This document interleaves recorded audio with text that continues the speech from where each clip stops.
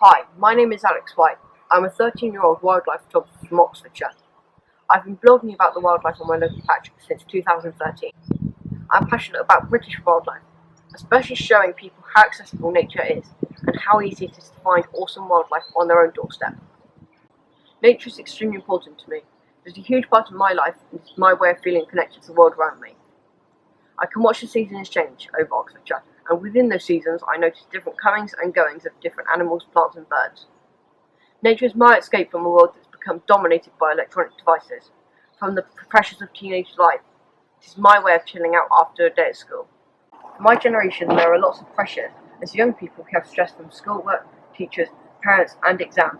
This makes nature so important for our sanity and physical health. My generation are the future, and there are plenty of us who care about nature, both locally and around the country. It's unthinkable that during the last 10 years we have lost numerous species, and at this rate, by the time I have children of my own, we could lose such amazing creatures as dormice, turtle doves, and the hedgehog. Oxfordshire holds a fantastic array of wildlife that ranges from resident mammals to migratory birds, extending from farmland to lakes to woodlands through to urban gardens. Oxfordshire is a truly amazing place for wildlife. Personally, I particularly value the larger mammals. To stumble across a deer or a hare while out on a walk, or find a hedgehog pottering around in my garden is better than any TV show. Sorry, Springwatch. Then there are the magnificent birds of prey, circling the Oxfordshire skies.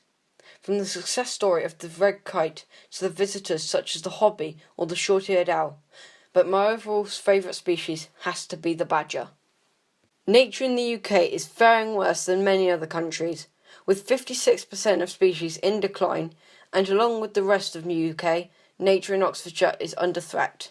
Wildlife and its habitats are under threat from the way we manage our land, from monoculture to extensive building, losing our woodlands and flower meadows, building roads and fragmentation of the land all put animals at risk.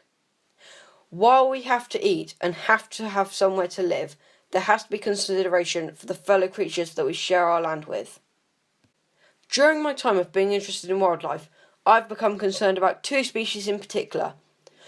Both the house sparrow and the hedgehog have seriously declined in my lifetime, to the point that they could be in serious trouble. Up until last year, I'd never seen a hedgehog in the wild. Then last summer, a hedgehog arrived in our garden. Within a few weeks, that hedgehog had had 2 hoglets of her own. I spent evening after evening watching them snuffle around, eating slugs and the hedgehog food I put out for them.